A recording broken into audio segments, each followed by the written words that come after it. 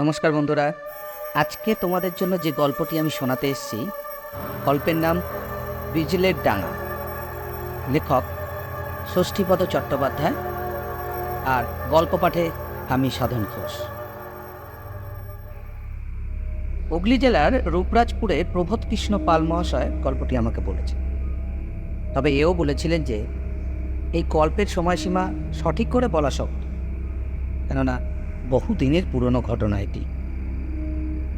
হুগলি বর্ধমান বর্ডারে বর্ধমান জেলার মধ্যে বিজলে নামে একটি গ্রাম আছে। সেই গ্রামে এক ব্রাহ্মণ ছিলেন। ব্রাহ্মণ একদিন ব্রাহ্মণীর সঙ্গে ঝগড়া করে গ্রামের প্রান্তে ধু ধু মাঠের ধারে একটি অশ্বত্থ গাছের নিচে বসে মনের দুঃখে কাঁদতে লাগলেন। সংসারে নানান অভাব অভিযোগ, সেই নিয়েই ঝগড়াঝাটি। ব্রাহ্মণীর বাক্যবাণে জর্জরিত হয়ে ব্রাহ্মণ তাই আত্মহত্যা করবেন বলে স্থির করে গাছে উঠে সঙ্গে আনা গামছা দিয়ে একটা ফাঁস তৈরি করলেন। তারপর টেনে টুনে দেখে যখন বুঝলেন ছিঁড়ে পড়ে যাওয়ার ভয় নেই, তখন শেষবারের মতো একবার ইষ্ট দেবতাকে স্মরণ করে গলায় ফাঁস দিতে গেলেন। যেই না ওই কাজ করতে যাবেন, অমনি হলো কি, একটা কালো হাত হঠাৎ ওটা থেকে এসে গামছাটাকে টেনে ধরল। তখন সন্ধে উত্তীর্ণ হয়ে গেছে। সেই অবস্থায় অন্ধকারে ব্রাহ্মণ দেখতে পেলেন একটা ছায়া শরীর গাছের মোটা ডালে হেলান দিয়ে বসে ফিক ফিক করে হাসছে। সেদিকে তাকাতেই ভয়ে বুক কেঁপে উঠল ব্রাহ্মণের। ছায়া শরীর বলল, কি ব্যাপার ঠাকুর, আপনি হঠাৎ আত্মহত্যা করতে এসেছেন যে? আপনি ব্রাহ্মণ, পুরোজনের হিত কামনা করবেন, মানুষকে সৎ উপদেশ দেবেন, তার জায়গায় আপনি এসেছেন আত্মহত্যা করতে? এ কাজ কি আপনার সাজে? ছি ঠাকুর, আপনি কি জানেন না আত্মহত্যা মহাপাপ? ব্রাহ্মণ বললেন, সবই জানি ভাই, সবই বুঝি, কিন্তু সব বুঝেও বড় জ্বালায় জ্বলে এই কাজ করতে এসেছি গো। কিন্তু আমি তো আপনাকে এ কাজ করতে দেব না ঠাকুর। ওই কাজ করে আমি এই অবস্থায় যে কত বছর আছি তা আপনি ভাবতেও পারবেন না। এর থেকে উদ্ধার নেই। আপনার ছেলে নেই, মেয়ে নেই, শুধু কর্তা আর গিন্নিতে থাকেন। আপনি এ কাজ করতে যাবেন কোন দুঃখে? ব্রাহ্মণ তো অবাক হয়ে বললেন, কিন্তু তুমি আমার এত খবর রাখলে কি করে ভাই? তার আগে আপনি আমার কথার উত্তর দিন। বলুন, কেন এ কাজ করতে এসেছেন? দুঃখের কথা কি আর বলবো ভাই, আমার গিন্নিকে তো তুমি চেনো না। অমন দজ্জাল মেয়ে ছেলে এই তল্লাটে দুটি নেই। তার জ্বলনে বাড়িতে কাঁদছিল, বসতে পারে না। তাই এমনই অতিষ্ঠ হয়ে উঠেছি যে ওর হাত থেকে পরিত্রাণ পাবো বলেই এ কাজ করতে এসেছি আমি। ছায়ামূর্তি এক লাফে গাছের ডালের উপর খাড়া হয়ে বলল, ওরে বাবা, আপনার গিন্নির কথা আর বলবেন না ঠাকুর। ওরকম মেয়ে মানুষ আমি কখনো দেখিনি। ওকে আমিও চিনি হাড়ে হাড়ে।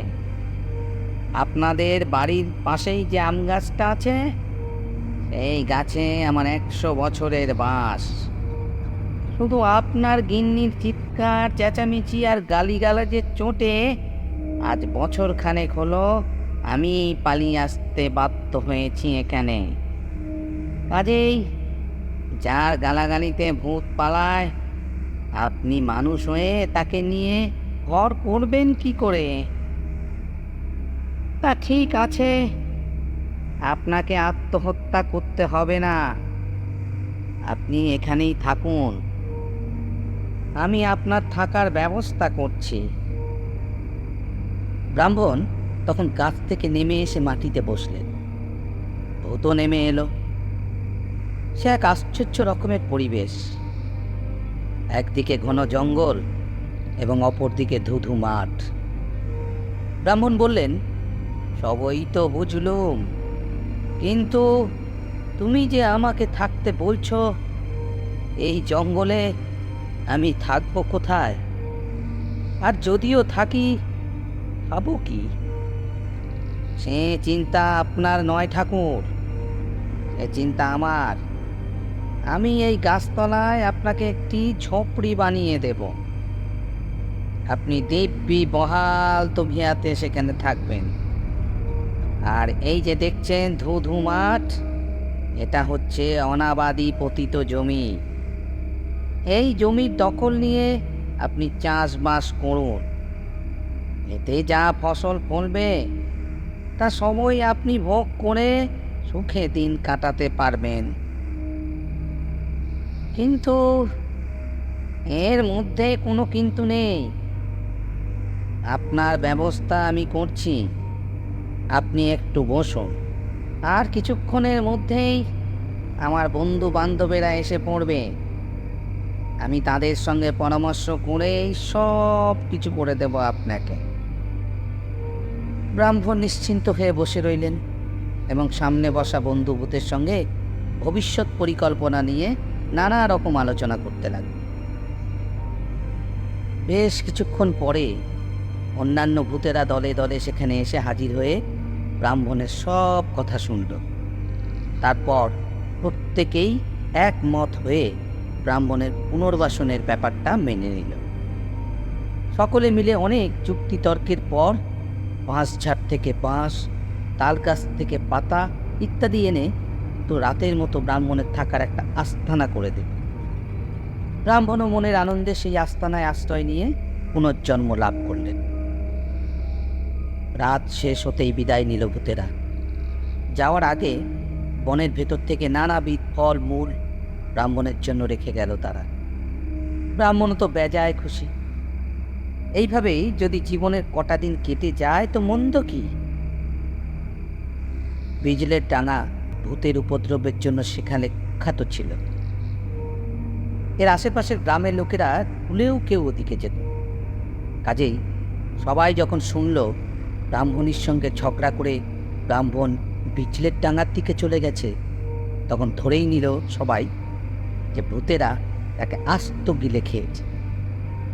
বিশেষ করে কয়েকজন দুঃসাহসী লোক যখন ব্রাহ্মণের খোঁজ করতে করতে এ পথে এসে দূর থেকে অসত্য গাছের ডালে গামছার ফাঁদ ঝুলতে দেখল, তখন ধারণাটাকে একেবারেই সঠিক বলে মেনে নিল।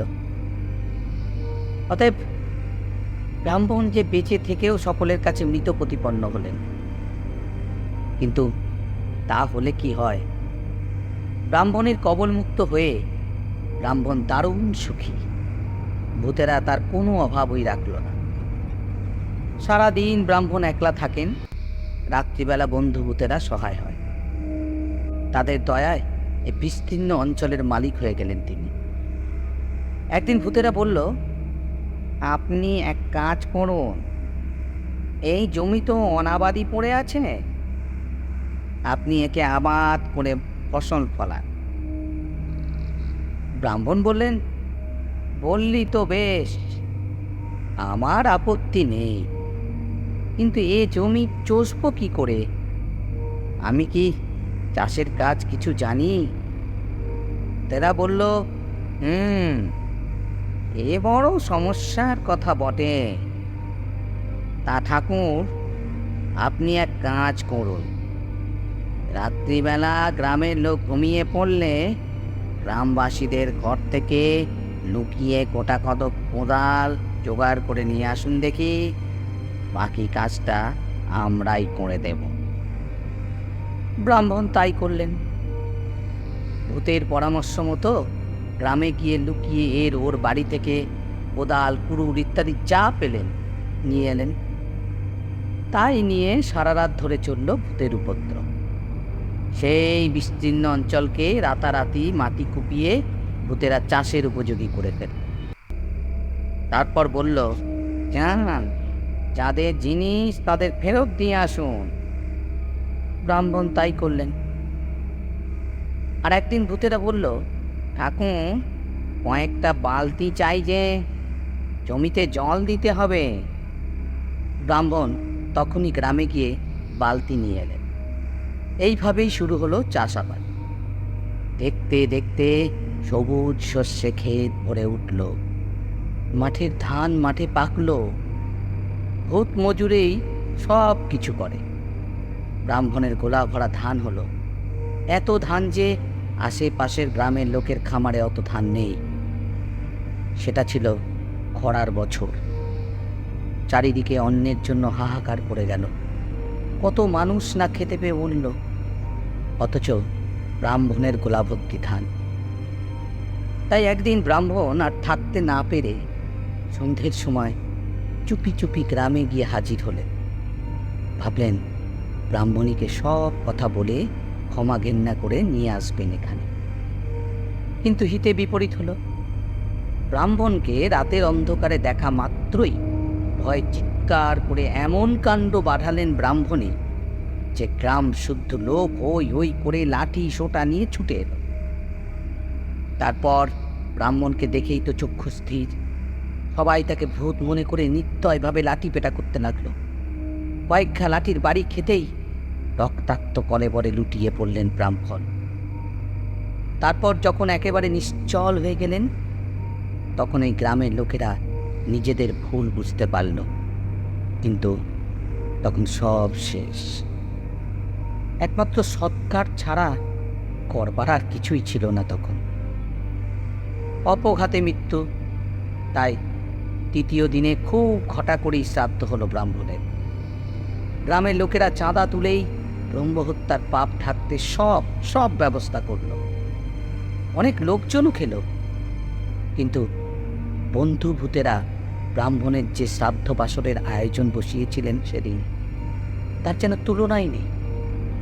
গ্রামের লোকেরা বিজলের ডাঙার দিকে না গেলেও দূর থেকেই দেখতে পেল হাড়ি ভর্তি মন্ডা মিঠাই ক্রমাগত আকাশ পথে নেমে আসছে বিজলের ডাঙায়। সারা রাত ধরে শুধু নামছে তো নামছে। সে নামারও আর শেষ নেই। যতক্ষণ না ভোর হলো ততক্ষণ এক নাগাড়ে ওইভাবেই নামতে লাগলো সব। তারপর থেকে প্রতি বছরই ওই বিশেষ দিনটিতে গ্রামের লোকেরা দেখতে পেত ওই একইভাবে আকাশ থেকে খাবার নেমে আসছে বিজলের ডাঙায়। তবে এখন আর আসে না। আর সেই সব বন্ধু ভূতেরাই বা এখন কে কোথায়, তাই বা কে জানে।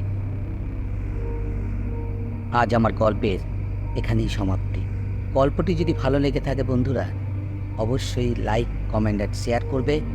এরকম আরও গল্প শুনতে আমার চ্যানেলটিকে অবশ্যই সাবস্ক্রাইব করবে। ধন্যবাদ।